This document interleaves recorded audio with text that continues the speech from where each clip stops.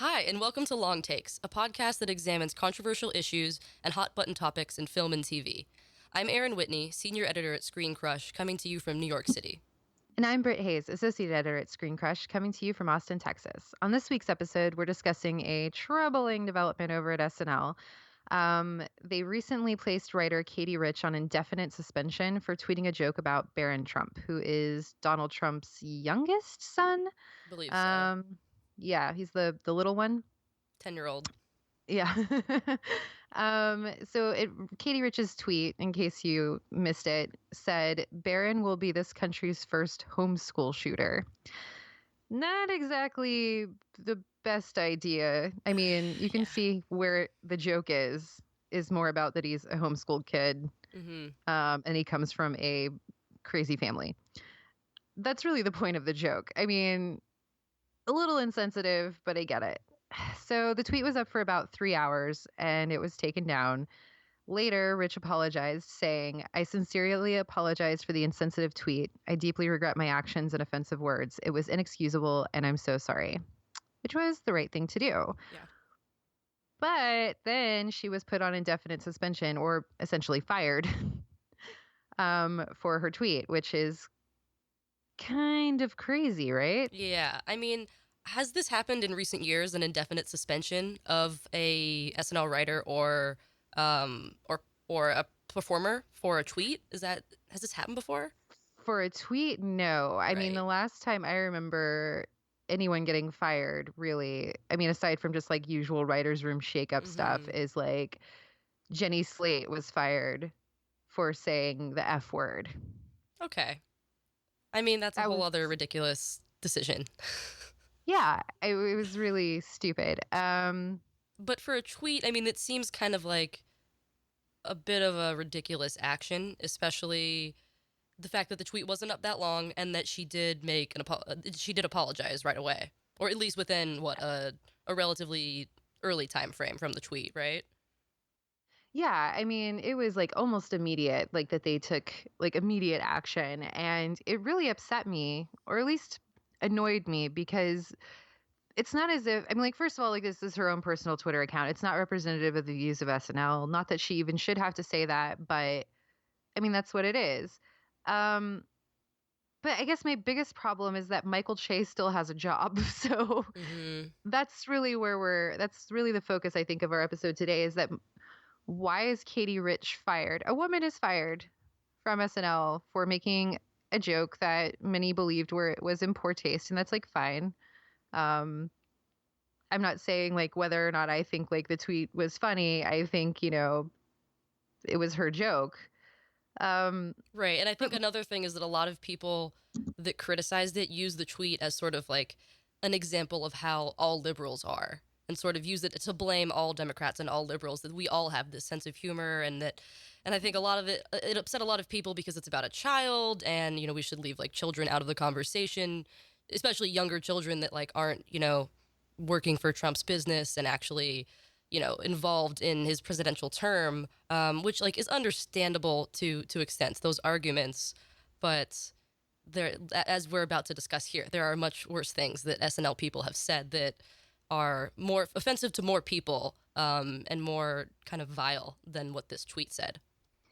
Yeah, definitely. I don't, I guess I'm just like really baffled. I'm just like, you keep trying to figure out, like doing like mental gymnastics as to like how this is okay while Michael Che still has a job. And so to sort of refresh memories, or if you are kind of outside of the loop on this, Michael Che has a history of saying sexist and awful, offensive things on Facebook and Twitter. And, like that's his right. Like that's his right to do those things, whether or not you agree with them. But I can argue that the things that he said were far more offensive and damaging than what Katie Rich said. And he has an entire history of it, as opposed to like, oh, I made one bad joke one time and now I lost my job. I guess we could just start with a couple years ago. You probably remember there was like that viral video that went around of the woman who filmed herself for like dozens of hours walking around New York City and getting catcalled. Right. Yeah. It shows what all of the men say to her throughout. I think it's like a 8 or a 10-hour walk through New York City. Yeah. Something really incredibly long, and it's really difficult to watch. And I Yeah, mean, because it starts out kind of like, I mean, like familiar, like guys like catcalling or whatever. And it's like, even as like a woman watching it, I kind of feel like, yeah, I've been there. I can relate. But the longer you watch it, the longer it goes on, the more sort of insidious it becomes. yeah. Like, it's the repetitive nature of it. And I think that's the point, is to show that just like that kind of stuff can wear you down when it's repeated over and over and over again. So it was a really great video, and it was like went crazy viral. Everyone was posting it, and Michael Che decided to chime in. Um, and he posted this thing on Facebook, on his Facebook, saying, I want to apologize to all the women that I've harassed with statements like, hi, or have a nice day, or you're beautiful. I can't imagine what that must feel like. The closest thing I've experienced is maybe when a girl recognizes me from TV, and then they say things like, oh my God, SNL, SNL, SNL, take a picture, take a picture. I love you so much. What's your name again? Thank you, thank you. Wait, say something funny. But even that is nothing like the harassment of having a complete stranger tell me to smile.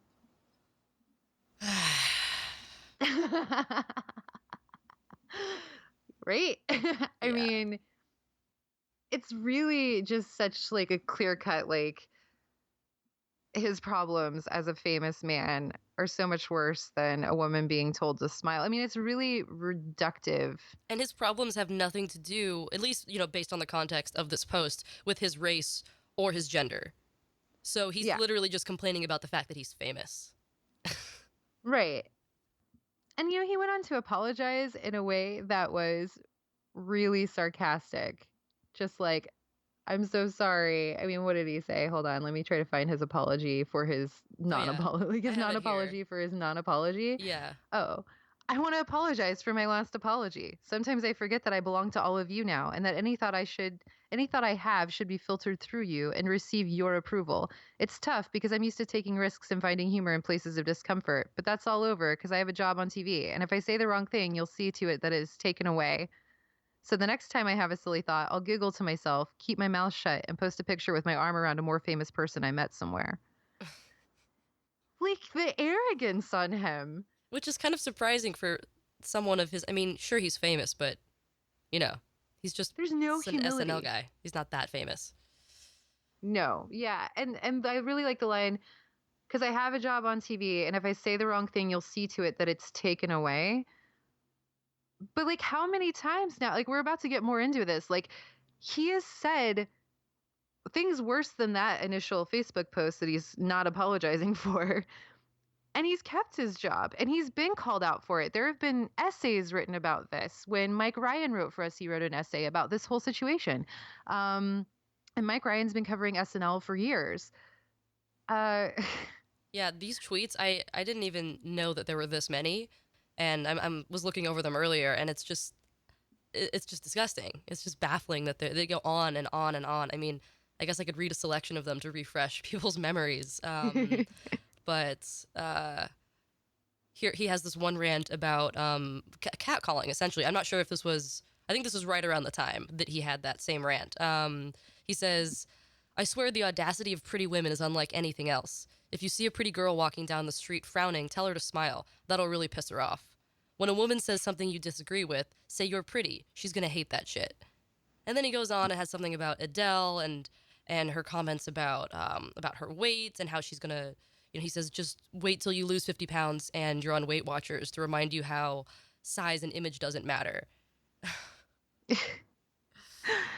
Gosh, I mean, it's just so much ignorance. And yeah, it's shocking to me that just because maybe this is on a Facebook page, it didn't catch fire as much as Katie Rich's tweet did, especially because that tweet came during, like, the inauguration weekend, so there's obviously more attention on it. But it's just kind of ridiculous that SNL doesn't really pay attention to how all of their writers and performers use humor in personal ways. I mean, they are a reflection of the show. It's the same way of, like, if you or I were to tweet something offensive, like, we're a reflection of ScreenCrush, for the employer that we work for, and that they have a responsibility to keep us in check and respond to that. And the fact that they, at least to my knowledge, hadn't really said anything in response to Michael Che is pretty ridiculous. yeah, I mean, I'm Googling right now, and I cannot find anything where Lord Michaels comments on this Michael Che thing. Um, I mean, he just goes on like unchecked. And I'm not saying that like he has free speech. Like he can say whatever he wants. It doesn't mean Right. that I or you or anyone has to agree with it. Lord Michaels doesn't have to endorse it, but he is endorsing it by refusing to comment on it or to reprimand him. I mean, I don't understand how making a bad joke about a kid is not as bad or like is or somehow worse than making overtly misogynist comments. I mean, when you just look at the simple fact that it's like, okay, I made a bad joke about a kid in school shootings. Okay, yeah, that's really messed up.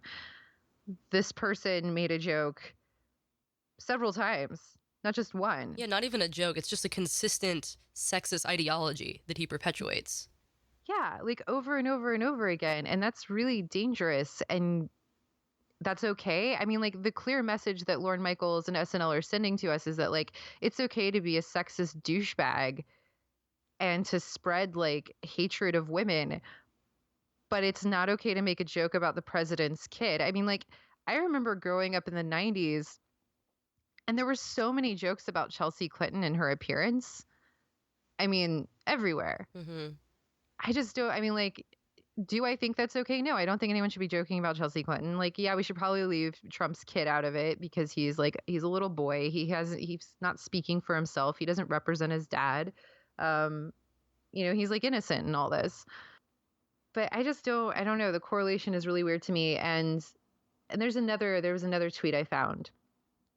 So around the time that Michael Che went off about the catcalling video, a woman on Twitter says, sad that the same show that gave us Jan, Tina, Amy, Maya, and Kristen now makes us watch a misogynist ass like Che thinks, which is his Twitter handle. Major step back. Michael Che responds, I always thought it was impossible to judge a person's character by reading one comment, but you just proved me wrong. Hashtag dope.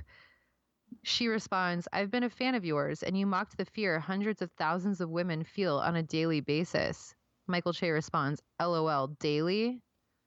Oh, gosh. It's really bad. I mean, like, there is an argument to be made for, I definitely think, for like pushing boundaries in comedy and for mocking things that we take seriously, because that's how you sort of get through pain is by like making light of it. Right.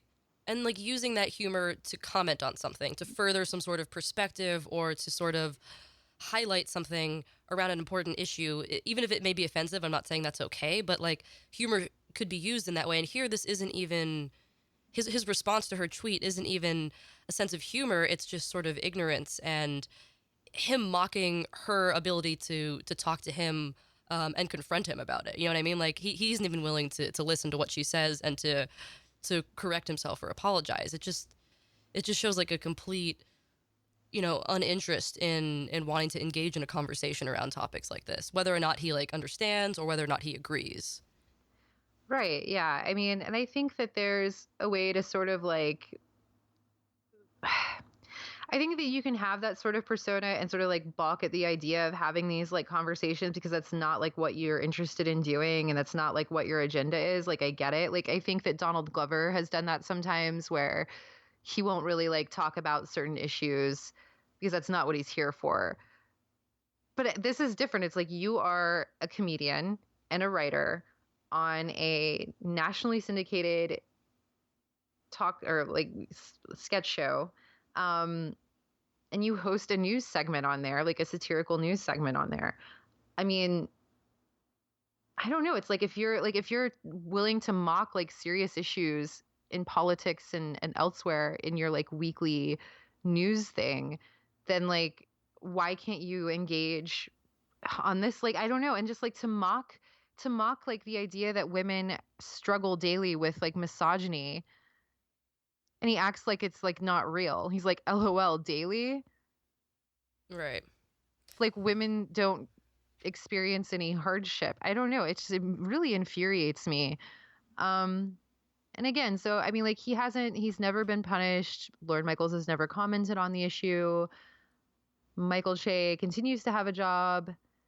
Katie Rich does not. And has SNL released a sort of statement, or was it just straight up she's been indefinitely suspended? Because I don't remember seeing any sort of commentary on it beyond that. Um Because I'd really love to know, why they decided to suspend her, if there was a conversation, how they expect their writers to handle commentary on Trump and politics. Like, it would just be really interesting to know what Lorne Michaels and SNL's perspective is on that. So Hmm. it'll be interesting to see how the show as a whole is like handling the Trump era now. But this kind of makes me nervous that they're kind of immediately silencing someone who has, yes, an insensitive joke, but if you're going to silence them, you need to kind of explain why and what your perspective is. Yeah, I mean, SNL, as far as I can tell, has not yet commented. A person familiar with the situation talked to Deadline, I guess anonymously, and said that she was suspended from the show immediately after her tweet, and the suspension is indefinite. And that Saturday's episode, she was not listed in the credits. Is there It's any just, sort of it's feeling that, like, I don't know, after all of the national park stuff, I'm like, did like Trump call SNL and tell them to like fire her? Like, This is so weird to me. This is also weird to me because, like, okay, let's go back to last year when Trump hosts SNL. mm-hmm. SNL actively participated just as much as Jimmy Fallon did in like normalizing this monster. Yes, And at the time, I guess was one of the people that like I didn't really like it. I found it all kind of like unnerving, but I didn't really think too much of it because back then, I didn't really think we were going to elect this guy. right. It sort So of I was felt like, not as real. whatever. But I mean, yeah, I mean, like I think that might have actually been the last episode of SNL I reviewed for us because I just kind of like, I couldn't do it anymore. I mean, like, besides it's time consuming and takes up my Saturday nights, but I hated that episode. There was nothing funny about it. And I just didn't understand like why they were having him host. Like, he's so awful. Like, he's just a bad person. Um, and since then, SNL has brought in Alec Baldwin to do his Trump impression. And every week they make fun of Donald Trump. He's not the first president they've made fun of on a nearly weekly basis. He might be the first one that they've made fun of so relentlessly. Um, but I mean, it's very clear that like, the writers are like, they're making fun of Donald Trump as they should because he's terrible. And I don't know. I mean, it's hard to swallow. I mean, the thing with like Kate McKinnon, she came out like after the election dressed as Hillary Clinton and she sang Hallelujah and it got me all misty eyed. But at the same time, there was something really disingenuous about it. Not on Kate McKinnon's behalf. I believe 100% that what she did was like from her heart. But on behalf of SNL, like you guys kind of helped this guy get elected. You participated in this. Yeah, And to totally. to have the gall to turn around and act mournful about it, I mean, no, screw you guys. It's really hypocritical. So their hypocrisy is well known. But yeah, I mean, like, and Trump has been calling SNL out like regularly, talking about how it's a terrible show and NBC is terrible and it's just not funny. And Of course. it feels like we're getting, watching the sort of things he's done in the short time that he's been president. It feels like we're sort of getting close to him maybe shutting SNL down. Like, I don't know. I mean, God, I wouldn't be surprised. I mean, I think for all the hypocrisy, I really hope that they sort of make an established firm stance going into this new half of the season. I mean, it'll be really interesting to see how they handle. I mean, an episode covering this last week alone is would take up like 6 hours. I mean, there's just so much. But then it's also interesting because it's like, how do you put everything that's happening in the political world through a comedic filter? Because it's just really hard to kind of comedically comment on any of that right now, unless there's really sharp commentary and it's coming from a place that's aware and that's conscious and that's actually trying to further some sort of perspective. But if they continue to have the sort of comedy that's like Michael Che's, or like another example of what Michael Che and Colin Jost, their Tinder gender identity joke from, I think, the November episode, the Thanksgiving episode Mhm. of SNL. If they continue to do stuff like that, then I think we should be worried. Um, but another thing about that, I guess we could talk about that episode, that sketch. Yes. So I think it was the Thanksgiving episode, which is interesting because I believe that's the same episode that had the sketch about going home for Thanksgiving and talking to your grandparents with Adele's "Hello" playing. Yes. And that actually had like a little bit of smart commentary about transgender people where, Kate McKinnon's like this ignorant grandma and has something really ignorant to say about trans people.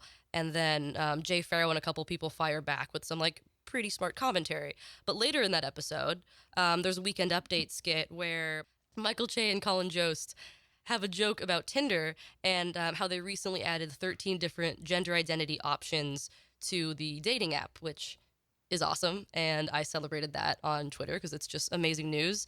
But their joke was Colin Joe says, the dating app Tinder announced a new feature this week, which gives users 37 different gender identity options. It's called Why Democrats Lost the Election. Which, like, what is it? What even is that? Like, what even is that joke? Really stupid commentary. Like, just the dumbest, most. I mean, I don't know who wrote that. Can we fire them? Like, can we put them on suspension? Because that, I mean, it infuriated a lot of people. It pissed me off. Mostly, I mean, it's pretty obvious why, but it's just like I found it really interesting that a lot of people called it out on Twitter, including the comedian Cole Escola and a member of the band Power Bottom, who's a gender nonconforming person. Called out Colin Jost and how obviously this tweet is just like so very unaware of how important gender identity options are in dating and how there is so much violence against trans people and gender nonconforming people on dating apps, which I could go into, and that's a whole other thing. But the Power Bottom singer says, please don't trivialize our right to love. We're all so scared right now. Colin Jost responds on Twitter saying, in no way am I trying to. I'm on your side. I'm only trying to learn from this defeat and get stronger. A lot of politics is messaging and getting America on board. I want to examine how we failed that goal. But that's not like this joke isn't examining anything. It's just like a weak. It's not smart and trying to get an insightful perspective on the election at all. It's literally using trans people as a punchline, which happens so often. And I don't even think Michael Che commented on it. I think Colin Jost was the only one that was sort of willing to respond, which is like semi-promising that he at least admits that he was like trying to do something regardless of whether he achieved it or not. Right. Yeah, I found that like really weird. And I remember watching that episode and that joke happening. And I thought like, I, I guess like the point is like, because liberals were so indecisive Yeah, I guess. and waffled so much, but that the implications of that are like that we're choosing our gender. Um, which is again like a whole other conversation to have between like I mean because like that just opens a huge can of worms. I mean, that is not a conversation you have without nuance, Oh yeah. like at all. And And we're presenting that not joke. Sorry, go ahead. I don't want to cut you off. we're not in a place where I don't think we're just at a place yet where like making that joke is going to land with everybody the way that it should. Um or that you should make a joke like that at all. I mean, like without, I don't know, like maybe there was like a better joke in there, but I don't think it should have involved the trans community at all. I just don't know. Yeah, I don't know. I mean, that just pushes the conversation in such a bad direction because I mean that's something that should be so celebrated and talked about and there's a way to find humor in that to sort of educate people. And a joke like that makes me so worried that the average audience member is not going to take the time to really understand why that's an important milestone and then just use it as a joke and sort of then like connect it somehow to liberals and Democrats that we're all just, so confused we can't make up our mind.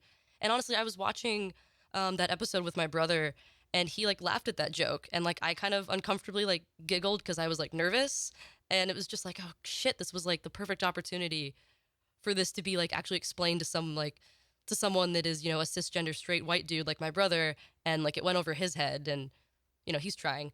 But but still it's just like, gosh, it's just pisses me off that the platform as big as SNL like can actually comment on things that like are actually important now. And it's not just a matter of PC culture and making sure that our pop culture is PC friendly. It's like these things really matter right now, especially with everything that's happened in the last week. It's just like the comedy needs to sort of reflect these topics in a very like conscious way and be aware of what it's saying and hold their writers accountable for whatever they say. And uh, especially someone like what Katie Rich tweeted, that I mean, that affects one person. And yes, it's a commentary on like mental health, but there's a way to like expand that conversation rather than just shut it down, you know? Oh, definitely. And I just think like, I'm not saying SNL should have ever condemned Michael Che or fired him, but I'm saying that if you're going to fire Katie Rich for making one bad joke, then why didn't you ever do anything about Michael Che?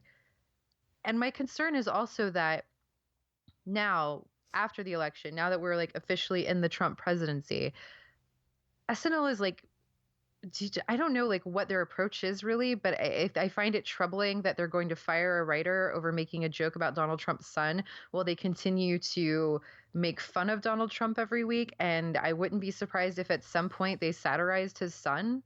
Yeah. Um, I wouldn't be surprised if that tweet was a sketch. A yeah, a sketch. sketch. Yeah.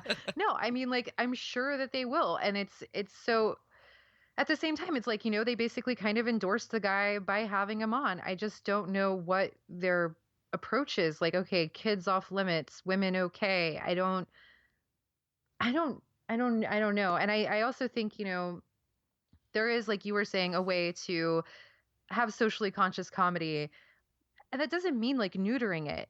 I'm not calling for like censorship. I'm not calling for certain topics to be like off topic or to be like, off limits. But I do think that there is a way to remain conscious about how your words sort of affect and influence and enable and empower and the way that your words affect other people. And I think that you can still make jokes about all kinds of things. It is for now a free country. So, do that. Emphasis on Um, for now. for now. But yeah, I mean, like, there definitely should be some thought put into like, is this really a joke that I should make um based on the context of the time? And I think that that was a bad time for that joke. I don't know if there ever will be a good time for that joke. I don't know. I mean, like and I mean also like you can't be responsible for the way that people are going to react to the things that you say or do. I'm very divided about a lot of these things. I find myself kind of like often seeing both sides of art and the way that it's interpreted. Um, I don't like censorship. I think that we should make jokes about things that are often offensive. I think we should push buttons, but I also think that like, a bad joke is a bad joke. Yeah. And especially one that like hurts so many feelings, which also reminded me. So this past week I've been rewatching season 5 of Girls before I start watching the new season. And it's just kind of like what I do every year. And I know last season was like kind of hit and miss for me, but there was one episode, I think it's like the second or third episode. I was watching it the other night, and I don't know, I guess I had forgotten about this, but I remember it kind of rubbing me in a weird way, not necessarily in a really bad way, but I don't know. So I mean, did you watch last season? I didn't. I'm so behind. Okay. But you can So spoil it for me. okay, cool. Because I'd be really interested to get like your perspective on the way this joke goes down. So what it is, I think I know what you're talking about, but go ahead. yeah. So what it is like, so Ray, Alex Carpassi's character, who is a total hunk in my mind, he works at this coffee shop, and a new coffee shop that's like really like hipstery opens across the street, and they don't put coffee lids on their coffees. So the customers from there come over to his coffee shop and steal his coffee lids.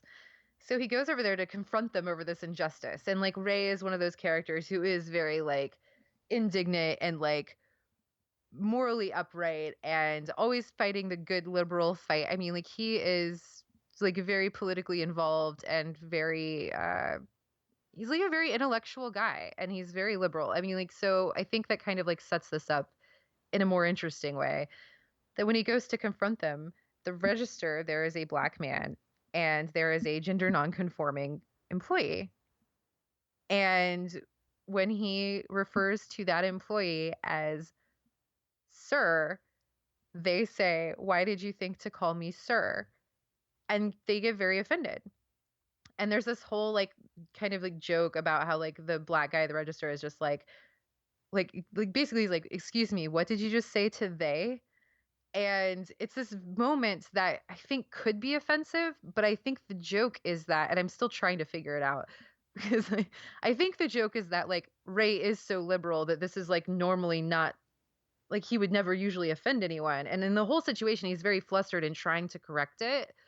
Um, but it's just like he just doesn't know how to process what's happening. And he's really just trying to like confront them about this coffee cup issue. And it's turned into this whole thing. Um, Yeah, and I think that, like, if you're going to sort of attempt to joke about anything in that realm, I think the way to do it might be something along those lines, which the basic joke is I think that, like, even the most liberal person can be really ignorant about other people and cultures. I remember hearing about this episode, but I also remember kind of questioning it and like explain the context to me. I need to like go actually watch it.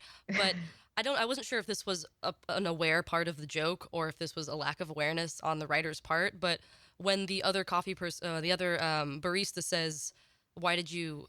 What do they say? Why did you refer to? What did you call they? Is Yeah, that what it says? yeah. Is that a part of the joke that they're not even using the correct pronoun? Because you would say them.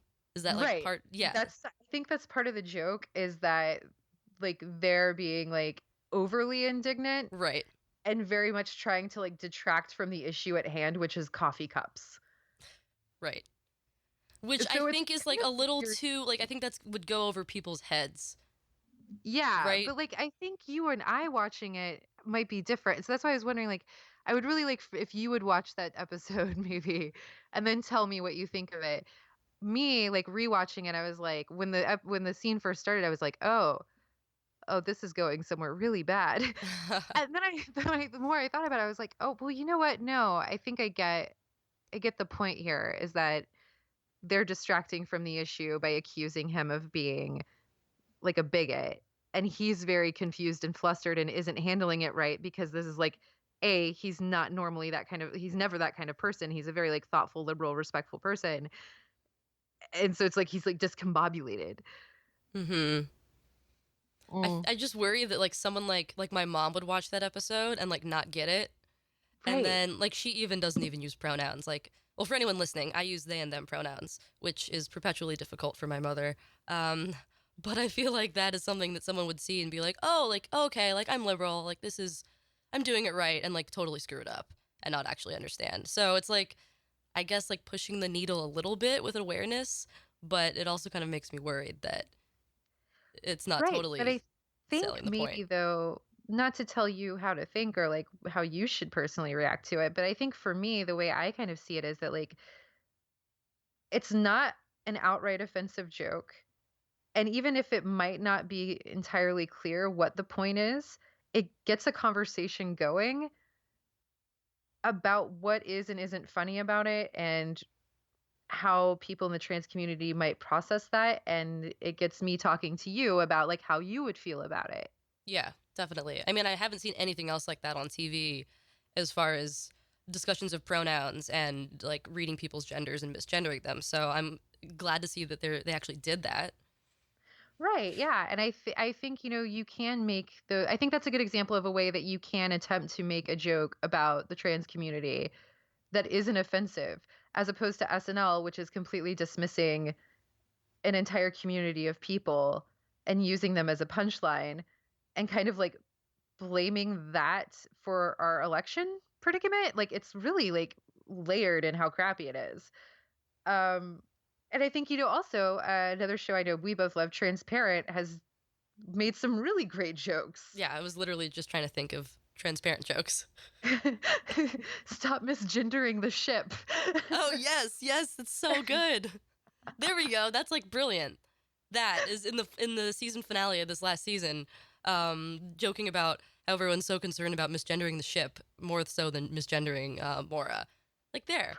But the thing there's different there is it's like I mean I don't know who exactly wrote that joke, but it's coming from a writer's room that's full of trans and gender nonconforming people, and there's something about if you're making jokes about identity or race or minorities, and if it's coming from a writer who identifies from that background or is much more embedded and familiar with that community, like it's going to come from usually and hopefully a more insightful place than someone that's trying to like tap into that from the outside. So if there are jokes about that, and if SNL does want to make, have humor, then they need to have someone who's trans or gender nonconforming like actually write that joke.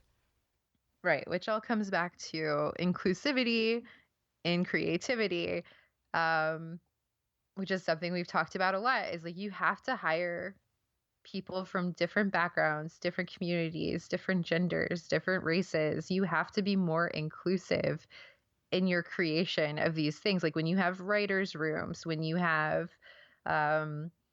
think tanks of people, and you have SNL has a whole stable of writers every year. And this past year, they diversified by bringing in younger staff members. I don't know that that's necessarily diversifying, but you would think though, with younger staff members would come more social awareness. And that's not really the case. Yeah, I think now they need to just really diversify their writers more than ever. I mean, they haven't really done well the last couple of years, but I mean, what they've No. only had. Actually, I don't even like know who the whole full cast is right now. Are there that many people of color? There's like 3, maybe 4. They have several Black cast members now. They've done really well with that in the last several years. But they still have yet to hire an Asian cast member. That's true. Yeah. Which is weird. And they just hired their first female Hispanic cast member, Melissa Villaseñor. Mm-hmm. And yeah, but they still just there's still some things, there's still some boxes they have yet to check. And yeah, I don't know what they're gonna do or what they should do.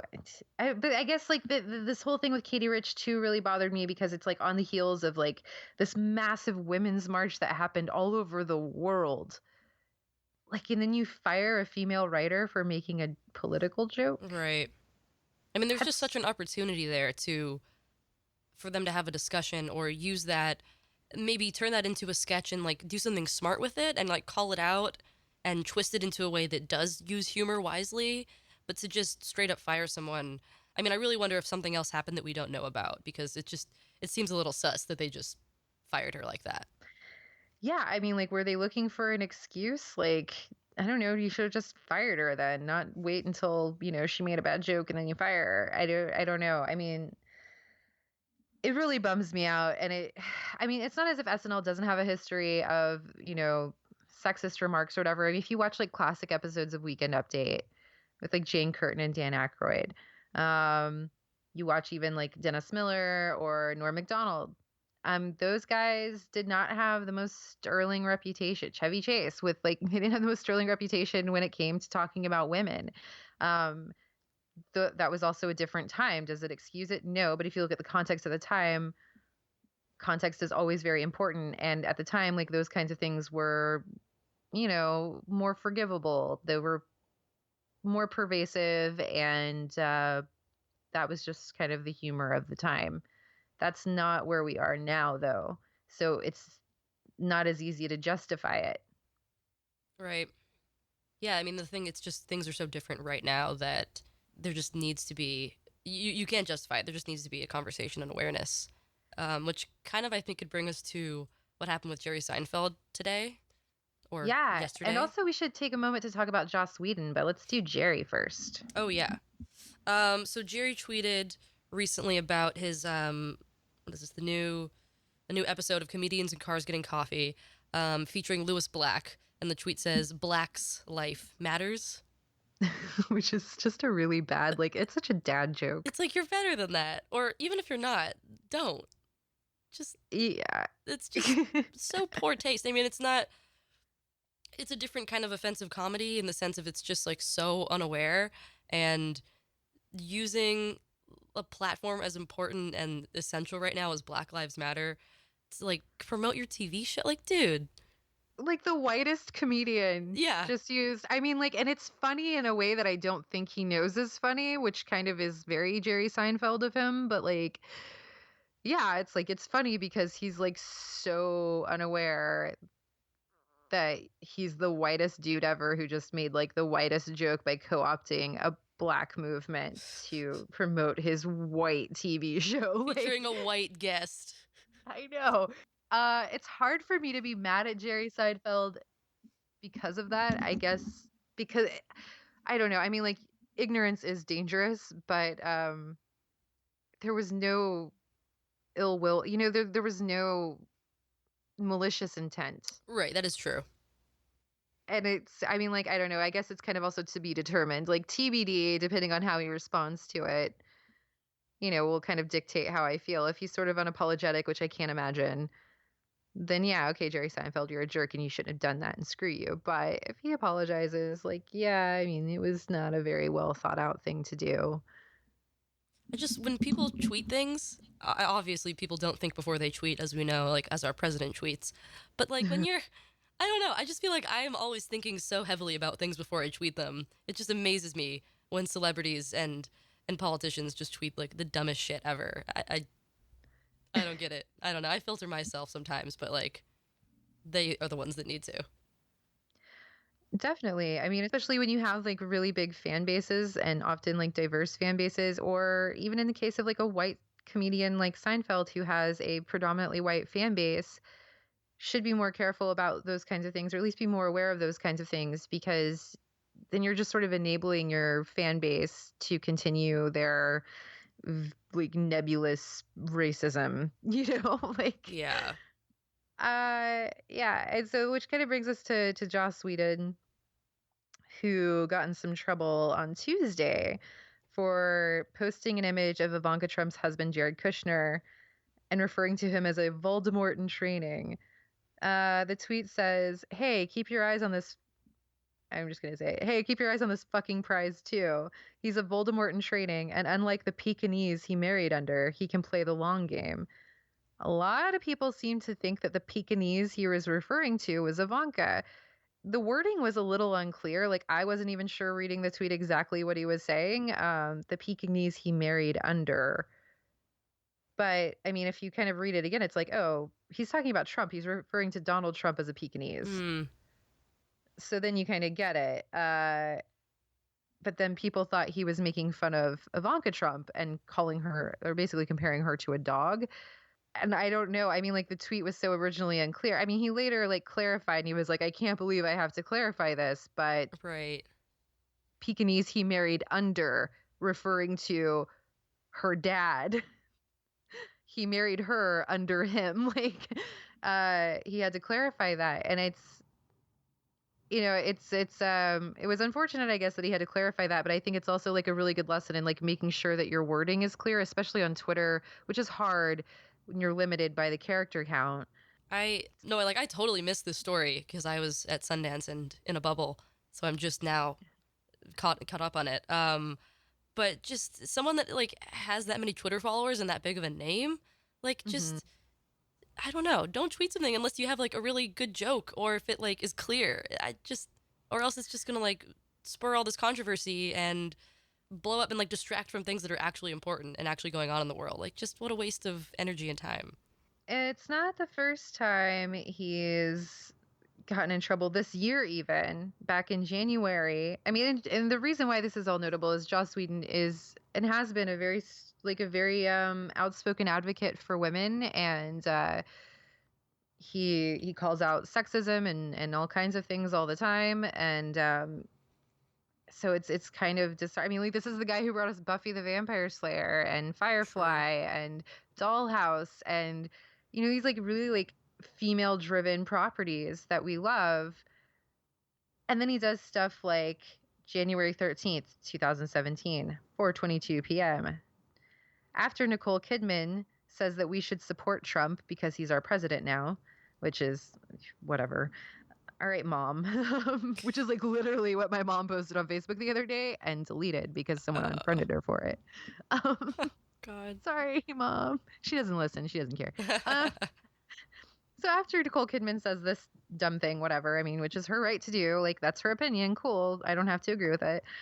Joss Whedon takes to Twitter to post a side-by-side photo of the Thunderbirds lady character, whose name I don't know because I never watched Thunderbirds, next to a photo of Nicole Kidman, seeming to imply that she is wooden-faced. I don't know. It seems to be sort of commenting on her facial appearance, which many have speculated and criticized, she's had plastic surgery, whatever, which is a whole other can of worms I am not opening right now. Ugh. Um, the caption says, "Puppets for Trump, blunder turds or go." Which is like really dumb. It's just not even, I don't know. It's hard to be offended by it when it's so stupid. Did he like type this up in Photoshop and like put Yes. the energy into like make the split photo, get the fonts? Like that's come on, man. Or did he have some poor intern do it? Oh Who's gosh. just shaking their head the whole time. Like, really, Joss? Like, we can't go try to focus on making a Black Widow movie. We have to make fun of Nicole Kidman's face. Like, but it was disappointing from him because he has been such an advocate and ally.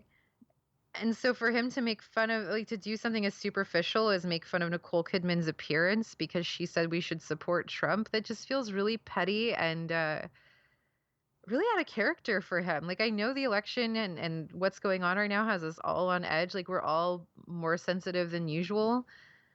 Yeah, and using humor like to whether or not he whether or not you agree with someone, like to criticize them based on their appearance, especially a woman, that's just like so beneath everyone, especially him for all that he's shown for feminism and he's like his attempts that he's made.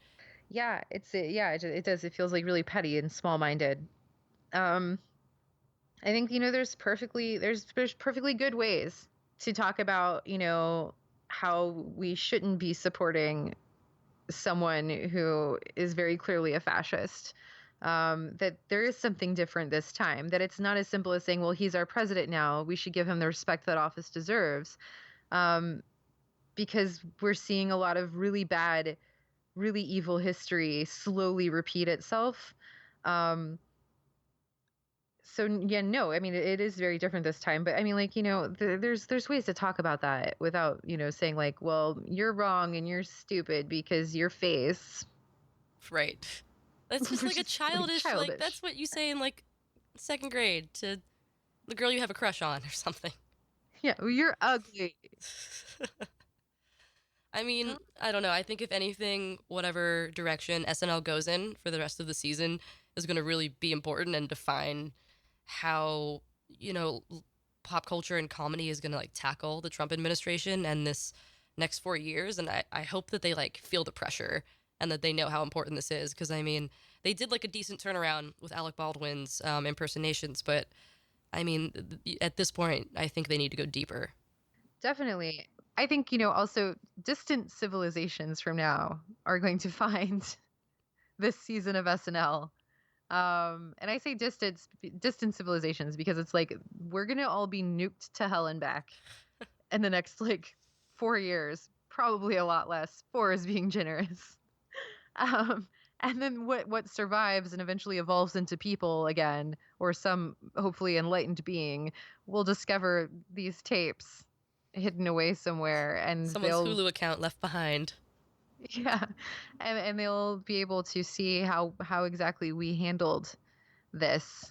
And is it Yeah. going to be for better or worse? Like, is it going to show that like we were not tolerating this bullshit, or is it going to show that we were just kind of like passively joking about it and letting it happen? I don't know. I mean, like it's pick a lane, SNL. Like, either you're like politically active in this and you're like participants and you're whatever, or you're not. Like, Yeah.